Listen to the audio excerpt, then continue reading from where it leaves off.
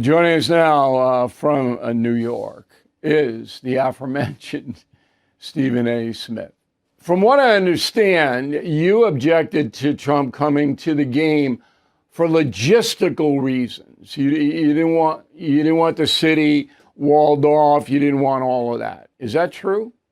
That is absolutely true. Had absolutely positively nothing to do with politics. It was the inconvenience his arrival was going to cause to the congestion in New York City. Had this been in Texas or someplace like that with arenas where you got multiple exit points and all of that stuff, it would have been different with all the years that I've been covering the NBA. But the Garden is a mess, and it's in the heart of New York City. And most importantly, the watch parties that they were having out there, the vibe, the electricity in the air, all the momentum that the New York Knicks were riding. I didn't want anything to mess with that at all. I've been a lifelong Knicks fan. I know that President Trump has been one himself. A lot of people are talking, because of their political views or whatever. Oh, why the hell he's in there? Why the hell is he there? Stuff like that. I'm like, shut the hell up. Leave him alone. He's a lifelong Knicks fan. I saw him plenty of times at the Knicks game. A matter of fact, if you recall, Bill O'Reilly, years ago, he introduced me to you at a Knicks game. He introduced me to you. You were there with him. So he's always been at the Knicks game. I know he's a fan, but he's the president of the United States. And with him comes a whole bevy of logistical nightmares that I thought would impede upon the momentum of the New York Knicks. And in the aftermath of it all, it turns out I was absolutely right. All right. Well, San Antonio didn't have those problems. Now, in defense of Trump, the watch parties had 17 arrested, one cop in the hospital. So the president may have done the city a favor because they moved the watch party out to Central Park, and there was one, I think, in South Manhattan or Brooklyn. But the police were overjoyed there were no watch parties around the Garden. Are you aware of that? I was not aware of that, but I don't care. And I'm going to tell you why I don't care. If and when the New York Knicks win a championship, there will be a celebration. There will be a parade. There's going to be mayhem in the streets, and we know more arrests are going to come, as has always been the case, whether it's the New York Yankees, whether it's anybody that you see. The reality of the situation is that hooligans and people who don't know how to act and lawless behavior does deserve to be addressed and punished. Nobody is acting like that can't be the case. That shouldn't be the case. But it is always happening. Anytime you have a festive atmosphere, people are inebriated, they're drinking, they're acting stupid, they're doing a whole bunch of things. This is not beyond the pale. I don't give a damn what celebration. You could talk to 86 Mets. You could talk to Yankees during their run. You could talk about the Giants, not the Jets, because they haven't won since 1969, as you well know. But the point of Rangers in 94, the list goes on and on. There are always, anytime you got an environment like that, those kind of behaviors take place. That's what happens. We know that. Yeah, here's something interesting. There weren't any arrests last night. Okay. There was no mayhem.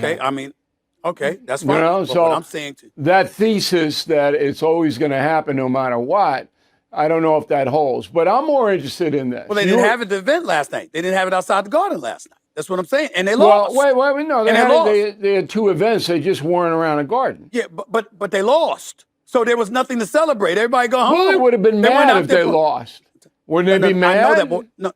No. What I'm saying to you, my point is that usually the mayhem takes place after wins because people are so celebratory. They're in the streets acting crazy. You know that. But I'll go back to the police were relieved. They did not have to police a rally close to the Garden. All right. Now, you're inside the arena. I did not go because I couldn't sell my house in time to get the money to buy the tickets. Okay? I had it up for sale for 4 days. You say that. Yeah, so cheap. Like you can't afford it. I mean, unbelievable. That's just being cheap, Bill. That's just being cheap. No. See, I give my money to charity. I can't afford. You can do that too. You got so much money you can give to charity and to the Knicks. Stop it. But just stop. Who are you talking to? I'm not going to pay $30,000 to see a dopey basketball game, unless it was one-on-one Madonna versus not even going to go like that. But there comes a point where even people of affluence, you have to make a decision, and my decision was my money could be used better elsewhere. But you're in the Garden, and I'm watching on ABC, and I see the guy who sang the national anthem was lights out. He was so good, and they cut to Trump twice. All right, the first time was he's saluting the flag and the anthem. Of course, the press, not the commentators. Commentators are good. They say, "Oh, he's saluting the crowd." He wasn't saluting the crowd. Okay, and there's a mix. You can hear it. We just played it before you came on. There's a mix of boos and cheers, which is what I expected because I was at Yankee Stadium in September for the 9/11 event, which was much more positive for Donald Trump than this one. Okay. But anyway, it was mixed. Would that be a fair assessment? They booed the hell out of him, Bill. They built no. I was in the arena. I couldn't. I was in the arena, so I wasn't by a TV screen hearing what you were hearing from the commentators. But I'm telling you, they booed the hell out of him. It was no cheers, no USA, no clapping. I'm not saying. No. They were chanting USA, particularly when singing the national anthem before they showed him, and when he was saluting. When they showed him for a quick second once, and then when they showed him the second time and really planted the camera on him, they booed big time. So I'm not trying to sit up here and say nobody, not a single soul in the Garden cheered, but it about 50-1. It was loud. And they booed the living hell out of him. But you know what? But I'm here to tell you something right now.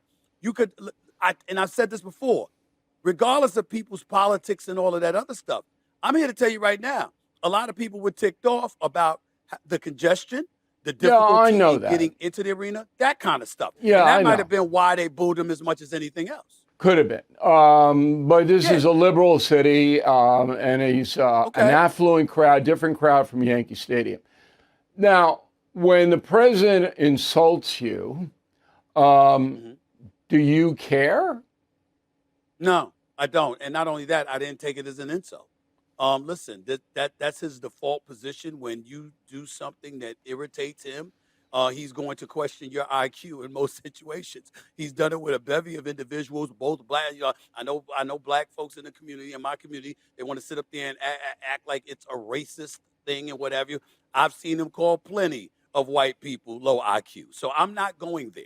It's not necessary. I didn't take that. I didn't take it the way that he probably wanted me to take it. And here's the biggest reason why.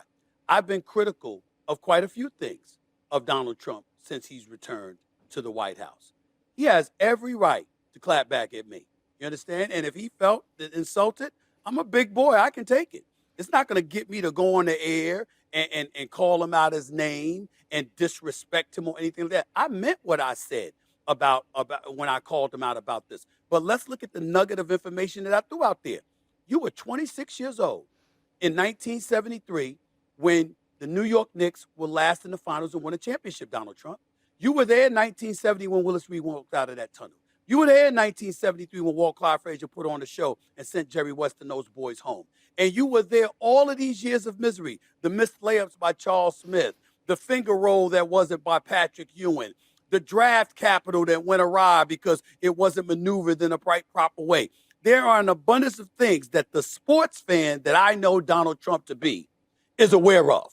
And that mojo and that crowd, that fervor, that passion that propelled the New York Knicks to this point, the Donald Trump that I knew before he became president would have gravitated to that, fed off of that, and would have been in the mix. Absolutely, because he would have known how valuable it was.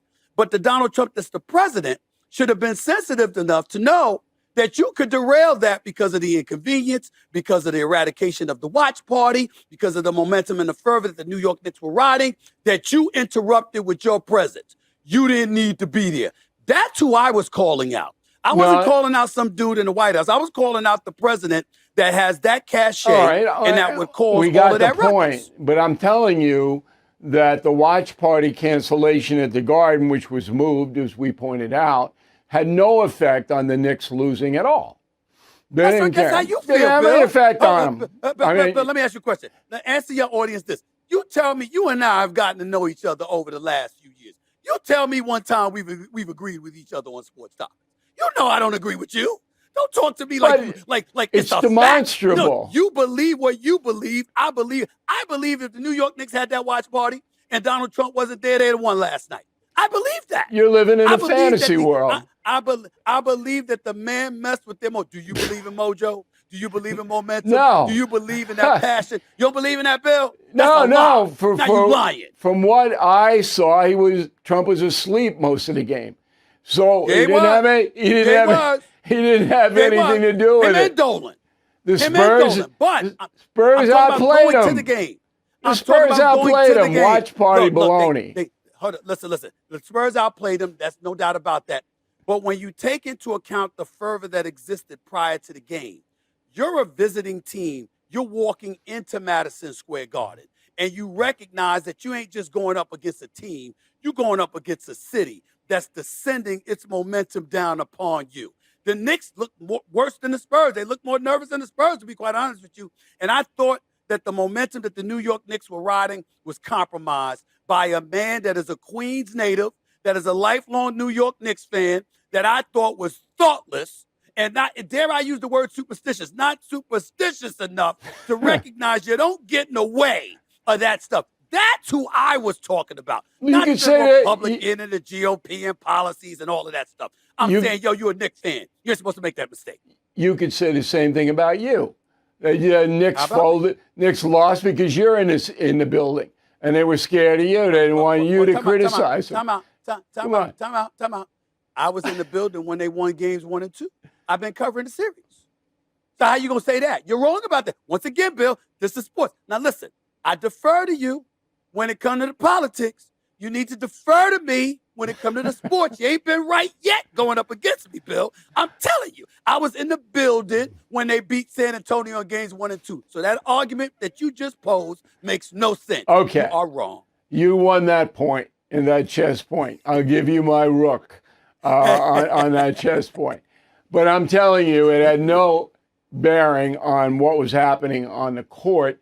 Matter of opinion. Because, all right, the Spurs are a good team, and they've been underestimated by most of America because of the hype of New York City. They're a good team. No. They're a good team. They won 62 games this year. They were the second best team in all of basketball. Right, they're a good team. They walked into these NBA Finals favorites over the New York Knicks. And here's how I will prove my point. They're saying that Donald Trump ain't gonna show up for Game 4 tomorrow night. No, he won't. Knicks gonna win tomorrow night. Knicks gonna win tomorrow night. Knicks gonna win tomorrow night. Knicks gonna win tomorrow night. They're gonna go up 3-1. And when the Knicks win, what you gonna say then, Bill? He's gone. He comes, they lose. He's gone, they win. What you gonna say? I'm going to say the Knicks were a better team tomorrow night if they won. Oh, that's you. Look, That's you. yeah, I don't. I wrote the book "Killing the Witches." I'm not into witchcraft. I don't think that Trump walking in did anything to affect the scoreboard. Mojo. Not a big guy. Finally, somebody woke him up. For 53 years. When you haven't won for 53 years, you hold on to anything that you can hold on to, Bill. See, that's the problem. That's the problem. You know, you had too much success, Bill. You had too much success. You're flying high. You're chilling. You're approaching 80 years old and still kicking tail with your shows and everything that you're doing. You just win. So guess what? It doesn't affect you that way. You haven't suffered for 53 years the way Knicks fans have suffered. Well, I root for the Knicks. I root for the Knicks. You don't seem like it. You don't see. Listen, if you really rooted for the Knicks, you would have called Trump and told him don't come. No, that's not true. Told him don't come. I was kind of mixed on the logistic thing, but after the police debriefed me, then I went over to this does more good than harm because of the 17 arrests and the one cop in jail. And you're correct that these nuts will use almost anything to cause trouble. That's right. But right. If you want to contain the loons, there are easier ways to do it than to surround the garden with watch parties. I'm a logical thinker. But when we get on to the Knicks, I had no expectation last night of either team winning. I couldn't, and if I'm a betting man, which I'm not. And you say you root for the Knicks and you had no expectation that they were going to win last night? No. I mean, what kind of rooting for the Knicks is that? Well, wait a minute. I had expectations they were going to win. Just because I'm pulling for a team doesn't mean I think the team's a lock to win. I mean, what am I, some bookie someplace? I No. knew that the big 7'3" guy lost game 2. Okay, this is what I knew. He lost the game. All right, Wembayana, whatever his name is. Wembayama. Okay. Wembayama. He Wembayama. lost it. So in my mind, I'm going, this guy right. has got to be Okay. ferocious tonight to regain I try. his I credibility. I try to look out for you. I try not to call you out. I really, really do. But I'm going to call you out right now and show the world how disingenuous Bill O'Reilly is as a sports fan. He says, what am I, a bookie or something? What do you mean? I don't expect them to lose? When I bring up the Jets, you expect them to lose. When I bring up the Giants, you expect them to lose. When I brought up the Knicks last year, you expected them to lose. When I bring up the Mets, you expect but it them was to a lose. different circumstance. You make predictions all the time, off the air.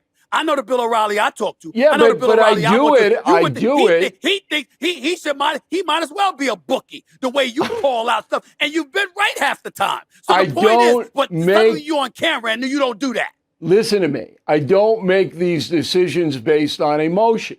I don't think a dopey watch party is going to affect the game. I knew that the 7'3" guy, Wemby, was going to come in ferocious, and he did. Okay. And he blew away, what's his name? The other big man for the Knicks. Carl Anthony Towns. Yeah, he Yes, blew him here's the away. deal. And I let me see. knew that was likely to happen, All right. which I will tell you is excellent sports analysis by me. That's Excellent. not bad. It's not bad. You have your moments. I'll give it to you. You have your moments, okay? But here's the deal, Bill. Here's the deal. You know, years ago, the New York Knicks are playing Michael Jordan and the Chicago Bulls in the playoffs. And the New York Knicks going up 2-0, and they look good, and the expectations were, we're going to finally knock off Michael Jordan. And then the press gets wind of Michael Jordan taking a trip to Atlantic City. Right? Or they were up 1-0, I'm sorry. And they were taking a trip to Atlantic City. He was going down there with his dad or whatever. He wanted to get his head right, and he went to Atlantic City to gamble. And they were writing all of these stories about Michael Jordan gambling. And does he have a gambling problem and stuff like that? And what was my response? Shut the hell up. Don't tug on Superman's cape. Don't get this man aggravated. Leave him alone. He's Michael Jordan. Don't do this. New York Knicks proceed to lose 4 straight. 4 straight. Okay. Wiped them out. Came out, showed up in game 4, dropped And wiped 54. them out. Right. I'm just Because saying, wiped them out. I'm just saying. because he was in sports, angry. what I'm saying is, in sports, there are things that happen off the court that affect your mental on the court, which ultimately affects your game. That is what I was concerned about the New York Knicks. That is what happened. That is why Trump shouldn't have been there. Period. No, I disagree. But it's a gentleman's disagreement and a fun Yes. disagreement. Hey, Stephen Yes. A., I'll catch up with you on a little political stuff on News Nation, Sure. hopefully soon. We Definitely, really appreciate it. I know how busy you are. You got like 18 shows. You're always on the air. You're like Jerry Lewis Telethon. You're just never off Oh, the my air. God. It's like 36 hours of straight. Right. You know, I'll send a donation to give you a nap. I will send a donation. All Well, I right. appreciate it. Okay. I need all the help I can get. Thanks a lot, Bill. Thanks for having Take it me. easy, man. I appreciate it. All right, man. All right. Well, that was interesting. Not of Iran status, but it was interesting.